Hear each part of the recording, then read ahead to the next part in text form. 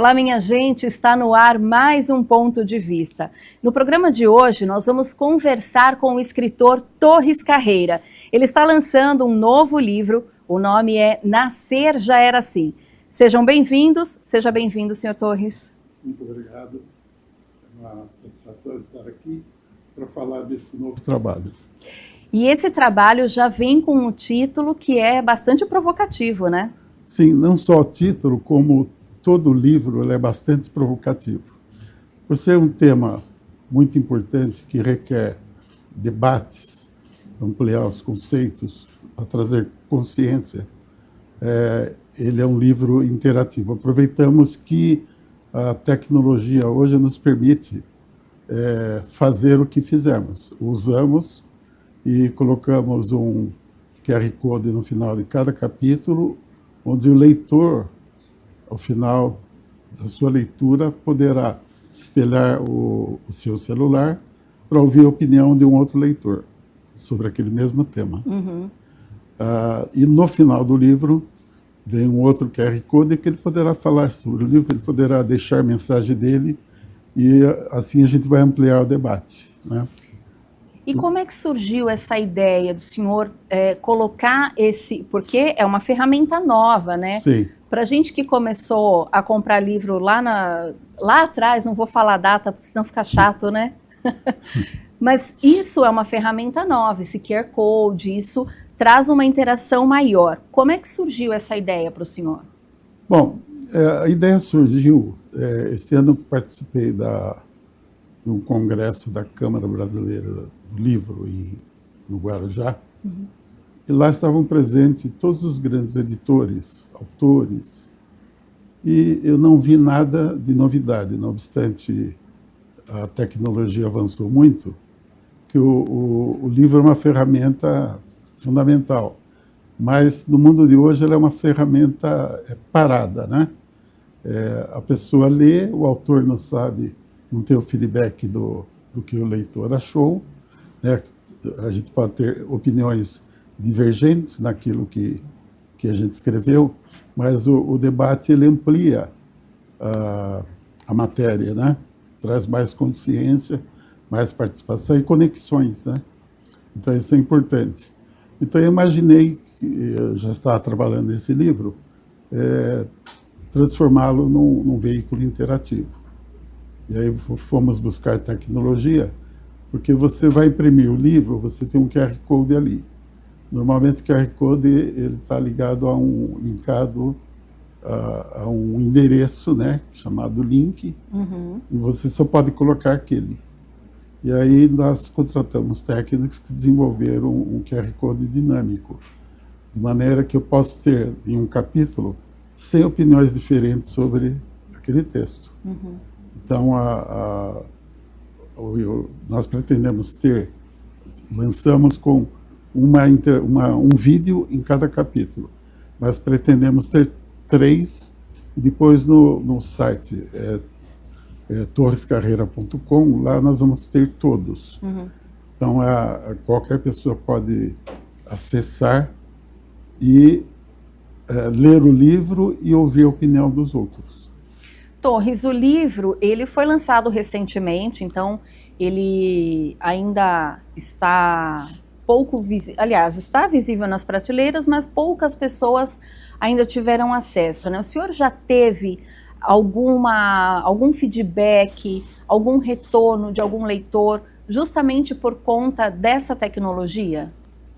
Olha, eu tenho tido muito feedback, porque nós convidamos 34 pessoas para participar, ler o livro e comentar sobre um capítulo, né? Eu também mandei para alguns amigos, e eu tenho um amigo, um empresário do Espírito Santo, que está nos Estados Unidos, e mandei para ele o livro virtual. Uhum. E hoje eu li umas 20 laudas que ele mandou pelo WhatsApp, com a opinião dele. Então a repercussão tem sido muito grande. Como também, em relação aos temas, aos capítulos, eu diria que 95% das pessoas elas estão de acordo com o Torres Carreira nas questões apresentadas. Mas também tem opinião divergente. Eu convidei um amigo aqui de Campinas, que é advogado, jornalista, dono de um site de futebol, é uma pessoa muito inteligente, porém sempre foi polêmico, né? E ele gravou o vídeo, né, no qual ele dá a opinião dele sobre o livro, elogiou muito o trabalho, mas naquele capítulo em si, ele foi divergente à minha ideia colocada. É que eu, como matemático, eu procuro colocar os meus textos para reflexão utilizando a lógica matemática. E com a lógica matemática não há argumento. Né? Ou é ou não é. Porque ele não é um livro ideológico. Ele é um livro que ele retrata o Brasil hoje. Como é o Brasil hoje? E por que ele é assim, da forma que ele está hoje? Não tem nenhuma ideologia política. Porque tudo que é colocado é incontestável. Eu disse, a gente usa a lógica matemática. Mas as pessoas sempre colocam a emoção também, né? Não Sim. só a lógica, mas colocam a emoção, colocam suas experiências, né? E quando a gente fala assim, por exemplo, no livro o senhor fala muito sobre nascer dentro do absurdo. O que o senhor quer dizer com essa frase? Qual o significado dela? Então, eu vou dar alguns exemplos. O ser humano ele já nasce por natureza, ele já nasceu livre. Você pensa e você faz o que você quer fazer. Você está aqui hoje trabalhando, está aqui porque você quer estar. Eu também. Então nós temos a liberdade de escolher aquilo que nós queremos. Né? A Constituinte, ela diz que o cidadão nasce livre, né? E há uma contradição dentro da própria Constituição de 88, que ela diz que nós somos livres. Mas, na verdade, se a gente for verificar todos os fatos que envolvem a nossa vida, nós vamos constatar que isso não é verdade. Por exemplo, você vive sem respirar? Não, todos nós precisamos respirar. Então, a natureza já nos deu, né, o oxigênio para a gente poder respirar e viver. Mas nós precisamos nos alimentar. Então, a natureza, ela colocou a terra e o sol que produz o alimento, né? Mas nós hoje, o absurdo é que uma necessidade básica como a alimentação, nós temos que pagar ao Estado para se alimentar. Então, no quesito alimento e bebida, o Estado nos leva 30% do valor que a gente coloca lá no supermercado. Então, você está pagando para se alimentar. Sim. Então, essa é uma coisa. A Constituinte diz que temos a liberdade de ir e vir. Podemos ir e vir para qualquer lugar no Brasil, desde que seja a pé e descalço. Porque qualquer outra forma que você escolher para se locomover, para ir e vir, você vai ter que pagar. Então, experimente pegar seu carro e ir para São Paulo sem nenhum centavo na bolsa, sem cartão, sem nada. O que vai acontecer no primeiro pedágio? Você vai ficar impedida de prosseguir, certo? Mas antes disso, você abasteceu seu veículo. Foi no posto de gasolina, colocou R$200 no abastecimento, R$100 ficou para o Estado. Então, você está pagando para se locomover. Você pagou R$100 naquele momento para poder se locomover. Então, você tem o direito de ir e vir, desde que você pague. Quando você comprou aquela máquina, que é o automóvel, 50% na aquisição dele foi imposto. Então, você quer se locomover com automóvel? Pode, desde que você pague. Aí, todos os anos, vem lá o IPVA. Exatamente. Então o veículo é seu, mas você tem que pagar. O que eu me recordo muito bem, isso na década de 60, era adolescente ainda, o Estado de São Paulo tinha pedágio. Depois o governador Carvalho Pinto aboliu o pedágio, que eu dizia que o pedágio existia para fazer a manutenção da estrada. Uhum. E Carvalho Pinto resolveu acabar com o pedágio e criou um imposto do carro, que hoje é o IPVA. Esse imposto é exatamente para a manutenção das vias, né? Uhum. Estradas e ruas nos municípios. E aí o tempo passou, né? O IPVA se consolidou e voltaram os pedágios. Então, aquela liberdade que diz para você ir e vir, ela existe desde que você pague. E um outro ponto também, os pedágios voltaram e o IPVA não caiu, Então, continua. Exatamente, continua. E você sabia que 37% do que é arrecadado no pedágio é do Estado. Então, você está passando ali, o pedágio foi R$10, R$3,70 é do Estado. Então, desce milhões de carros no final de semana para a praia, né? R$33, se não me fala a memória, o pedágio, né? R$10 você está pagando para o Estado.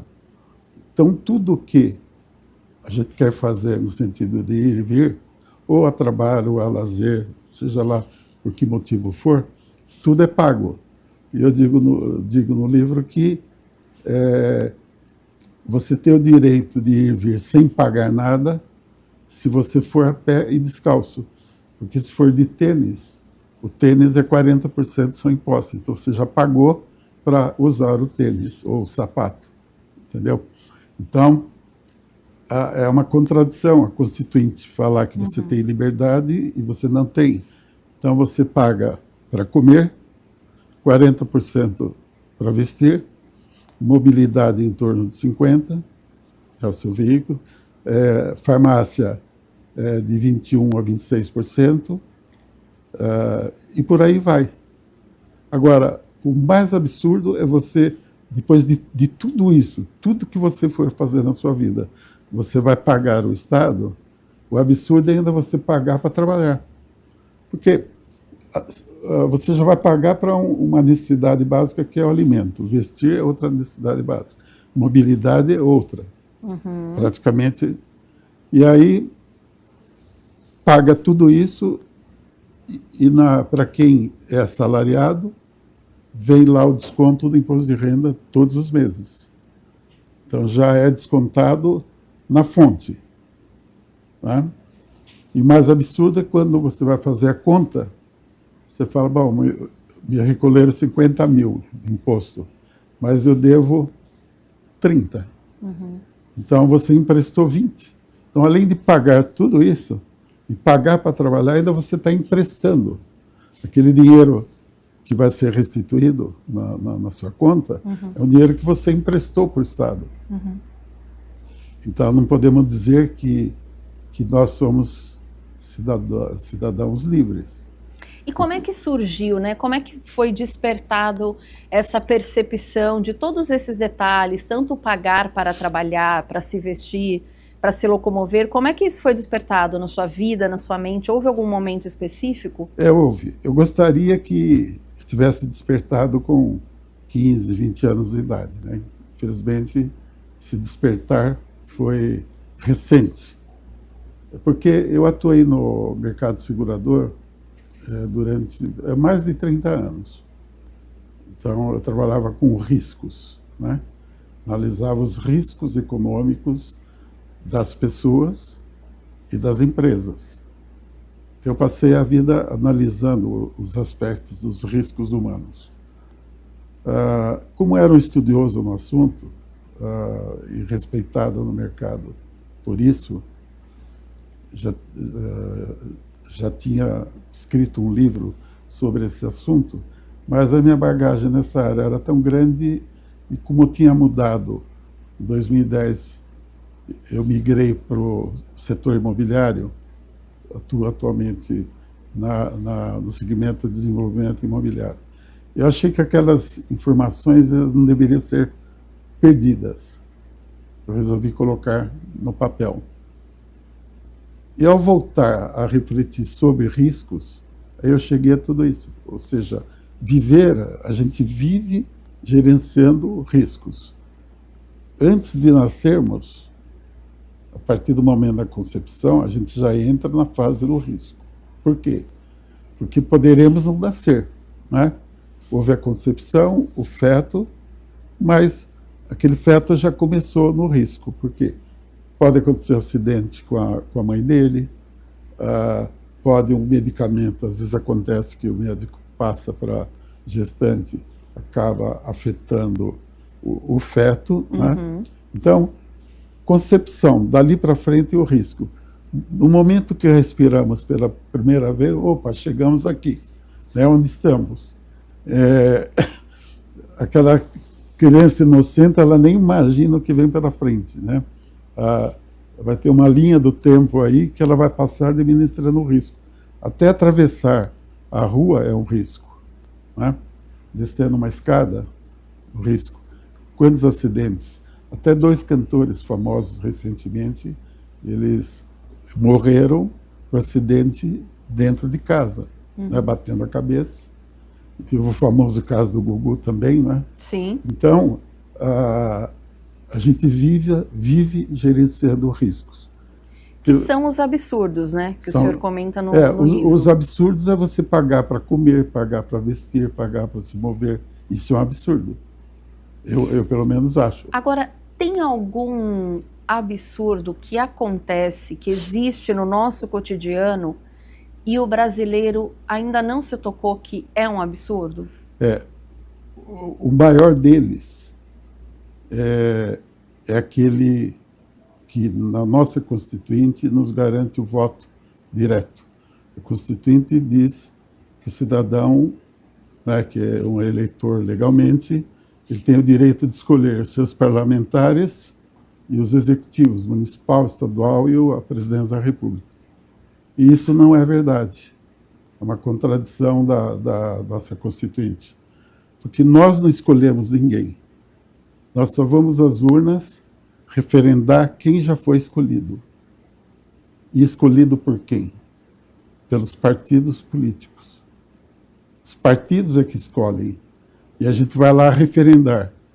Dali para frente, a partir do momento que o cidadão foi eleito, ele deve obediência ao partido. O partido que o escolheu.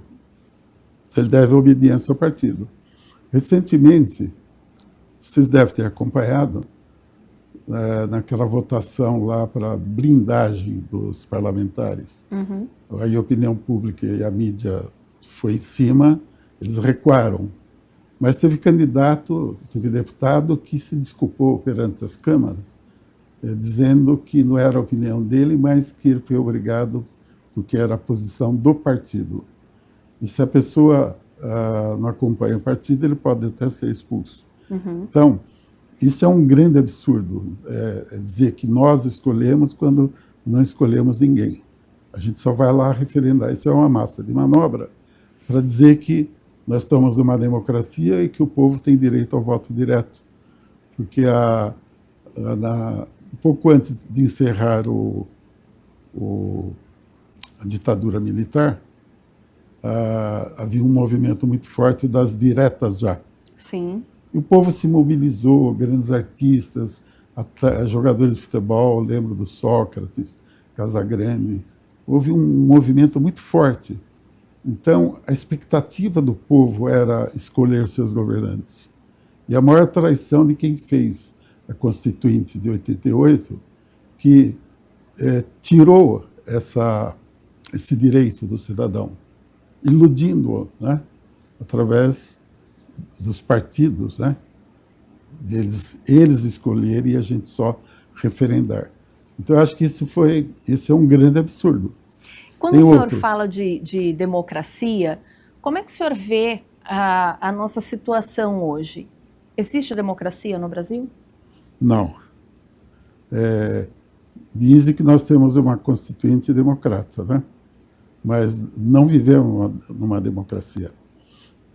Nós estamos num verdadeiro absurdo. Imagine o seguinte, se você é CEO ou presidente de uma empresa, né, então você assume, tem todos os departamentos que você vai comandar. Planejamento, produção, logística, enfim, você comanda aquela empresa. Todos devem obediência a você e todos seguem um planejamento previamente discutido e elaborado antes do ano terminar. Então vamos imaginar o país, né, o Brasil, deveria ser uma grande empresa. Então o chefe do executivo, ele deveria ter todos os seus departamentos, que hoje a gente chama de ministérios, né, e você criar um projeto para a nação e toda aquela turma, todos aqueles departamentos trabalharem em prol daquele projeto, para desenvolver a nação. Mas isso não acontece. Por quê? Porque o executivo não consegue governar. Ele não escolhe nem quem vão ser os seus ministros. Sim. Quem escolhe os ministros? Os partidos. Ele só vai conseguir, porque o executivo é refém do Congresso. Aí, para ele conseguir governar, então, um partido escolhe o Ministério do Trabalho, outro escolhe o Ministério da Fazenda, outro escolhe do Transportes. E tem dois patinhos feios que ninguém escolhe, sabe? E geralmente vai para os partidos pequenos, que é o Ministério do Esporte e o Ministério do Turismo. Sim. Por que será? Porque as verbas são menores, ninguém lembra que existe. Ninguém quer. Eles acham que é até um castigo, né? Sobra para os partidos pequenos. Então, o executivo é refém do Congresso. O Congresso é refém de quem? Dos partidos. Quem manda o Congresso são os partidos. E, além o executivo ser refém do Congresso, o Congresso dos partidos, ainda vem uma outra força paralela que impede qualquer tipo de planejamento, que é o Banco Central. O Banco Central, ele não está integrado na administração do país. Ele teria que estar integrado. Ele não está. Ele é um órgão independente. E esse órgão independente, quem manda nesse órgão independente chamado Banco Central? O mercado financeiro. O mercado financeiro manda no país. Isso é outro absurdo. Então, quando ele sobe a taxa Selic 0,5%, o Brasil vai rolar uma dívida de 1 trilhão em cima desse juro que foi levado pelo Banco Central. Quem ganha com isso? Os bancos, que pegam o dinheiro lá fora 4% e emprestam para o governo brasileiro a 15%. Sim. Então está tirando de quem? Está tirando do povo brasileiro. E eles justificam, né? Eles justificam isso, que eles elevam o juro para segurar a inflação, não é isso? Sim. Mas existe uma lei chamada Lei da Oferta e Procura. Então, como é que você segura a inflação? Produzindo mais. Se você tem mais produção, os preços caem. E para ter mais produção, você tem que financiar mais máquina para a indústria. Tem que fazer uma série de coisas. Então, mais pessoas. E o próprio banqueiro fala, o governo não economiza. Pô, mas se você pegar o que o governo paga de juro para eles, é um absurdo. É uma coisa... Tem um outro ponto também, que é assim, como é que a burocracia e o modelo estatal moldam a consciência do cidadão? Porque isso acontece desde o nosso nascimento, né? Sim, nós chegamos, já era assim, né? Como molda? Eles não moldam, porque o Estado ele fica cada vez mais gigante. E tudo vem dos partidos. Porque quando o partido escolhe um ministro, por exemplo, para o transporte, não vai só aquele ministro lá. Vão 20 diretores e vão uns 500, 600 que eles chamam de pelegos, né? Que são aqueles militantes dos partidos. E vai engordando os ministérios de gente, sem fazer nada, sem ter preparo para aquilo. Então, os partidos, os políticos, eles não querem conscientizar o povo. A situação do Brasil hoje está assim, né? Isso é o efeito, mas as causas, para mim, está muito claro, ela vem da existência do partido político. Eu me lembro, durante o regime militar, que quando houve o golpe de 64, Castelo Branco ele pretendia sanear o país e chamar eleições, voltar ao Estado democrático. Aí ele morreu, aí veio Costa Silva, ficou doente, também morreu, em seguida veio o Emílio Garrastazu Médici. E eu trabalhei na década de 70, eu fui dirigir uma instituição chamada Monbras, Montepio dos Militares do Brasil.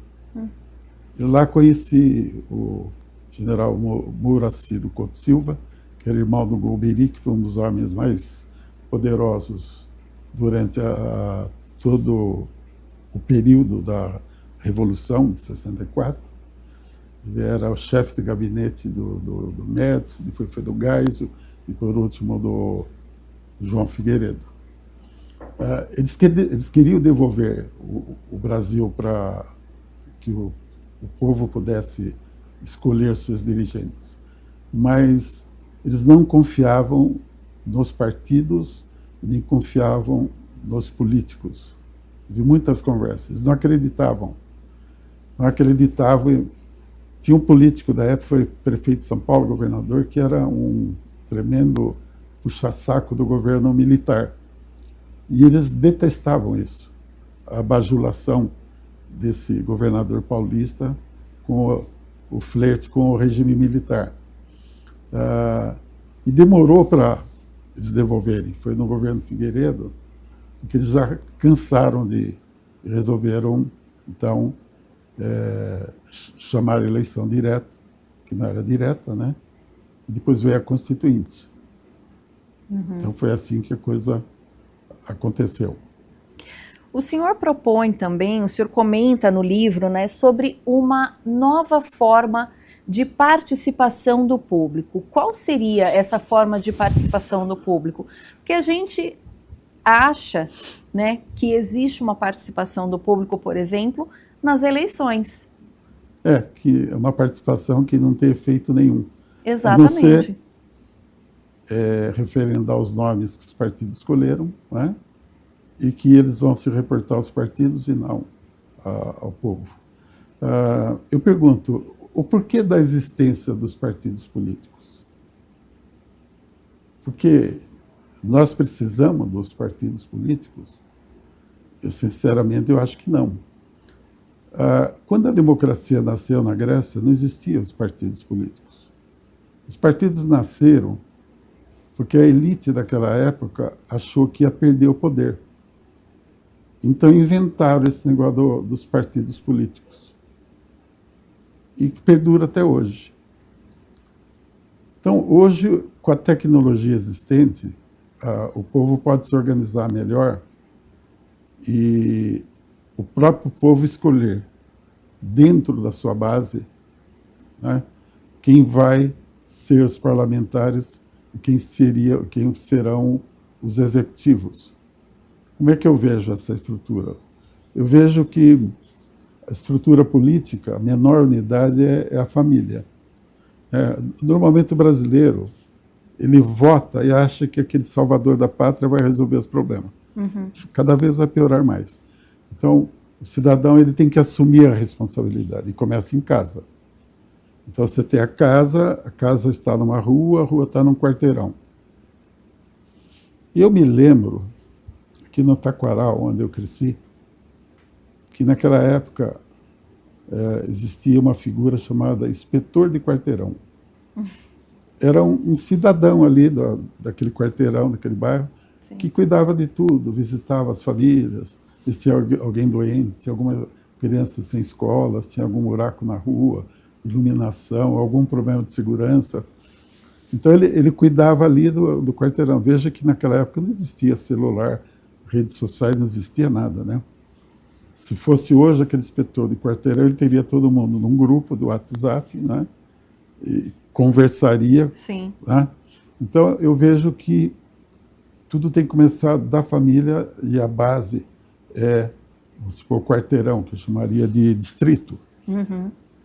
Então, seria um distrito eleitoral, aquele quarteirão, e teria um delegado chamado delegado de vizinhança.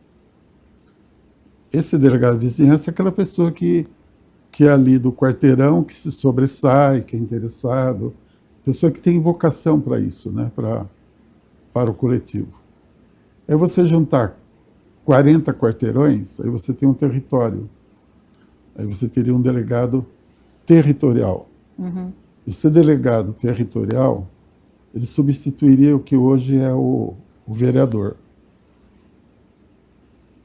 E desses delegados territoriais que faria o papel do que é o governador hoje, de um deles sairia o executivo. Né? Seriam os votos qualitativos? Não seriam votos qualitativos, os votos são igualitários. Né? Na divisão dos estados, sim, aí teria que ser o voto qualitativo. Porque hoje nós temos, São Paulo, 3 senadores, com 43 milhões de habitantes. E o Acre tem 500 mil habitantes, tem os mesmos 3 senadores. Então, o cidadão acreano, ele vale 70 e poucas vezes mais do que o eleitor paulista. Uhum. Então, tem que ser, isso aí é uma coisa que está errada, né? Também é um absurdo esse número, né? Que também é um absurdo, porque o estado que arrecada 40% do PIB Exatamente, tem o os principal mesmos estado do número de país. deputados, de senadores do Acre. Não é menosprezando o Acre, mas... Não, mas é que a conta não fecha, né? Se o Constituinte diz que os brasileiros são iguais, não são? Uhum. Bom, mas o do Acre não é igual ao nosso. É. Ele tem 73 vezes mais força que a gente lá em Brasília. Uhum. Então, mesmo porque se a gente pensar, principalmente na questão profissional, qual desses 2 estados recebe mais pessoas procurando emprego, procurando melhores oportunidades de vida? São Paulo, não tem como. É o estado que traz mais oportunidades. Sem dúvida. E os demais estados, né, tem estados aí que estão crescendo bastante. O Brasil tem um potencial extraordinário. Cada região tem uma característica. Todos poderiam se desenvolver de acordo com o perfil de cada região, né? Se houvesse o interesse, né, dos políticos. Mas, infelizmente, um absurdo é que 30 e poucas pessoas mandam no Brasil. Se os partidos mandam, quem manda nos partidos? Partidos têm dono. Eu, semana passada, estava com um grande empresário de São Paulo, ele é da colônia judaica, um homem muito poderoso. Ele estava falando de um nome, eu não vou citar aqui, de São Paulo, que é dono de um partido, ele parece que manda no Brasil. Pelo menos em São Paulo ele manda. E se manda em São Paulo, né, ele manda em boa parte do país. Em boa parte do país. E são essas pessoas que estão escolhendo, estão se degladiando para escolher o candidato a presidente para o ano que vem. Né? Sim, 2026, então, como eu ano disse, de eleição. são eles que escolhem. Uhum. Eles estão brigando. Né? É a família, é o Tarcísio, o Caiado, Ratinho Júnior. Então, está a maior briga, né, para saber quem vai ser o candidato. Mas ninguém pergunta para nós, né? Exatamente. Aliás, no livro, o senhor rejeita a polarização. O senhor acha que não estamos polarizados? Não, foi criada no Brasil uma polarização que nunca existiu antes, né, de esquerda e direita. Na verdade, no universo não existe esquerda e direita. Uhum. Isso foi invenção de políticos. Sim. Você tem a perna direita, sem a perna esquerda você não anda, ou anda. E a esquerda sem a perna direita você não anda. Uhum. Então o equilíbrio vem de você usar as 2 pernas. Claro. Então, quando o nosso corpo foi criado, não foi pensado de esquerda e direita, foi pensado uma forma de haver o equilíbrio que a natureza busca o equilíbrio em tudo. Então, se você pudesse representar direita e esquerda por cores que já existem, se aquilo fosse um pó que você colocasse dentro de um tacho cheio de água, o que vai acontecer se você misturar tudo ali? Vai aparecer uma terceira cor, né? Uhum. Que é o equilíbrio da composição química. Então vai aparecer uma terceira, não é nem esquerda nem direita, é o uno. Tudo procura o uno no universo. Então, essa polêmica, ela só serve para dividir as pessoas. Então, se não houvesse partido, imagine o seguinte, se não existissem os partidos políticos, o que as pessoas estariam discutindo hoje? Elas estariam discutindo projetos para o país. Não é se é posição de um ou posição do outro. Estaríamos discutindo projetos. E isso que não acontece. Não discutimos projetos, aliás, o país não tem projeto. O último presidente que teve um projeto para o país foi Juscelino Kubitschek de Oliveira.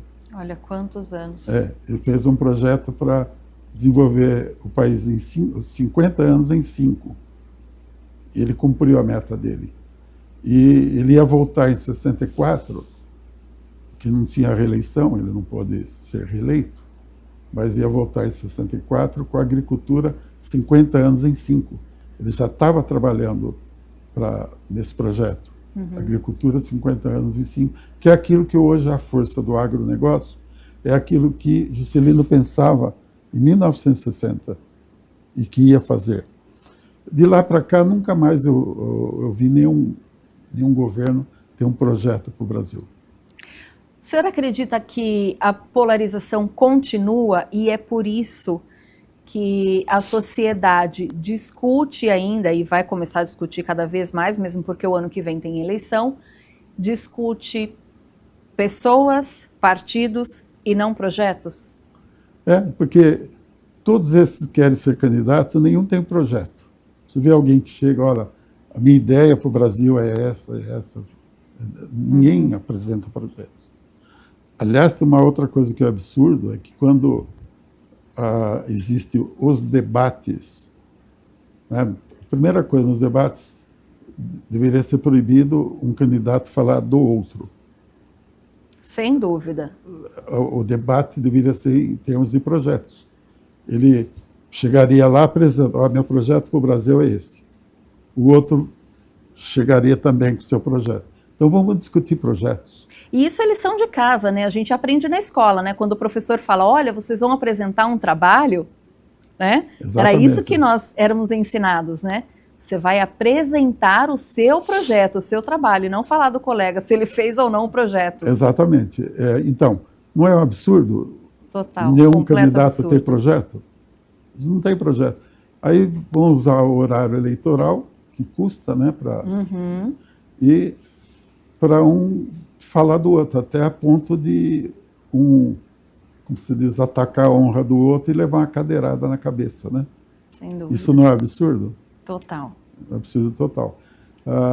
Aqueles horários onde os políticos se apresentam no rádio e na TV, para falar bobagem, né?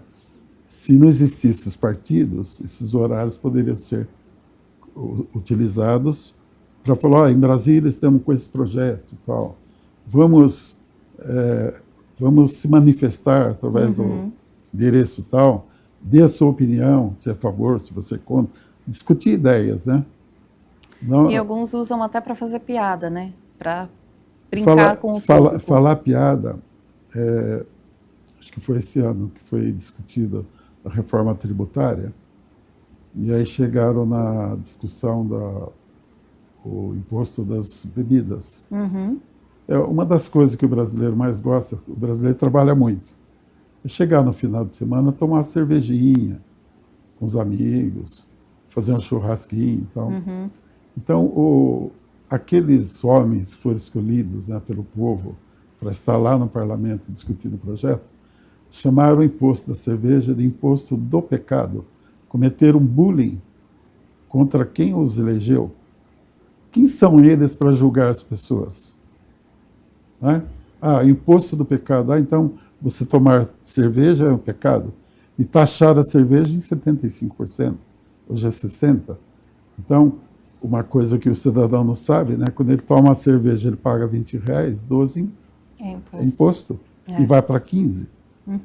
Depois com essa reforma tributária. E ainda fomos chamados de pecadores, né? Tomar cerveja é pecado. Então, aquilo que você diz, eles ainda brincam com a nossa cara, né? Torres, o livro é extremamente provocante, fica aí como uma dica de leitura para o final de ano, quem está entrando em férias. Acho que é um livro importante para ler, antes das eleições até, né, Torres? Sim. Para que, quem sabe, né, ajude a ter... Inclusive, o senhor fala sobre um novo pacto social, né? Como é que a gente poderia desenvolver ou fazer esse novo pacto social, pensando até nas próximas eleições que está chegando? Isso seria um sonho, né? Não ter eleição e ter um manifesto, um plebiscito para mudar a nossa Constituinte. Existe um artigo na Constituinte, porque os políticos que fizeram essa Constituinte, o povo veio naquela ansiedade para as diretas já, então fizeram uma Constituinte toda torta, né?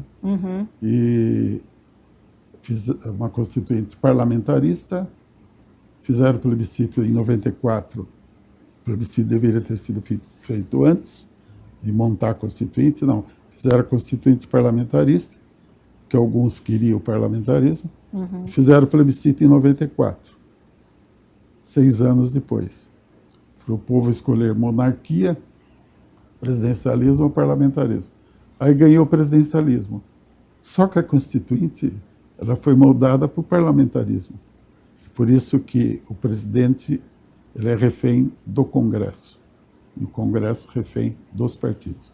E aquele era um outro momento também da vida, porque não existia essa tecnologia de comunicação que nós temos hoje. Não existia o celular, não existia redes sociais. Então, e os políticos que fizeram a Constituinte, o mais novinho da turma era o Fernando Henrique Cardoso. Então, era um mundo totalmente diferente. Imagina você nascer sob efeito de uma Constituinte que foi feita em 88 por pessoas que já eram velhas, num mundo totalmente diferente de hoje. Então, não bate nada com nada. E por isso nós estamos nessa crise. E eles achavam que a Constituinte era para sempre. O Brasil teve 5 Constituintes, nenhuma durou mais de 35 anos. Eles acharam que era para sempre. E eles fecharam muito. Eles não permitiram que o povo se reunisse e fizesse uma nova Constituinte. Você tem que ter uma etapa anterior que vai depender dos políticos. Que etapa é essa? Você recolheu 1.650.000 assinaturas, 1% do eleitorado, dividido pelo menos 3% em 5 estados, e aí você tem o direito de fazer um plebiscito para a sociedade dizer se quer mudar a Constituinte, ou seja, quer continuar assim ou quer mudar. Eu acho que todo mundo quer mudar, né? E para quem quer mudar e participar? Para quem quer mudar e participar, leia o livro Nascer Já Era Assim, que vocês vão descobrir como poderemos mudar esse país. Dá para mudar e depende da gente. Tudo começa por nós mesmos. A gente tem que ter a responsabilidade, assim como eu tive quando, fazendo aquelas reflexões que você está contando, né? Fui descobrindo essas coisas. E na idade que eu tenho, 2 filhos e 4 netos, eu falei, bom, eu poderia ficar quietinho em casa, né? Não fazer nada. Mas e a responsabilidade? Porque quando você não tem a consciência, a responsabilidade não vem. Porque agora, quando você descobre as coisas e você está consciente, aí tem que entrar a responsabilidade. Não, eu tenho que fazer pelos meus filhos, pelos meus netos, mas não só por eles. No Brasil nascem 2.800.000 crianças todos os anos. Né? Pensar que essas crianças estão chegando nesse Brasil, nessa situação. Então, eu acho que a gente tem que começar um movimento para mudar isso. Então, na Seja Assim tem essa proposta. Muito obrigada pela sua presença, o senhor ter vindo até aqui, compartilhar esse livro com a gente, essas reflexões tão importantes e que casa aí com esse momento que nós estamos vivendo. Sim, eu que agradeço a oportunidade de estar difundindo essas ideias e o espectador poderá se aprofundar nelas através do nosso livro, que pode ser comprado na livraria Leitura ou então na nossa plataforma, torrescarreira.com. A pessoa poderá adquirir tanto o livro virtual quanto o livro físico. Tá? Então, acho que é uma forma da gente conectar as pessoas, trazer consciência, discutir e mudar o Brasil. Esse é o propósito. Tá ótimo, Obrigado. Muito obrigada. Obrigada a você também que nos acompanhou pelas telas. Eu conversei com o escritor Torres Carreira. Ele lançou um livro aí, que eu acho que já está nas plataformas, né, como ele bem disse, e pode ser, quem sabe, o seu presente de fim de ano. Até o próximo programa. Tchau!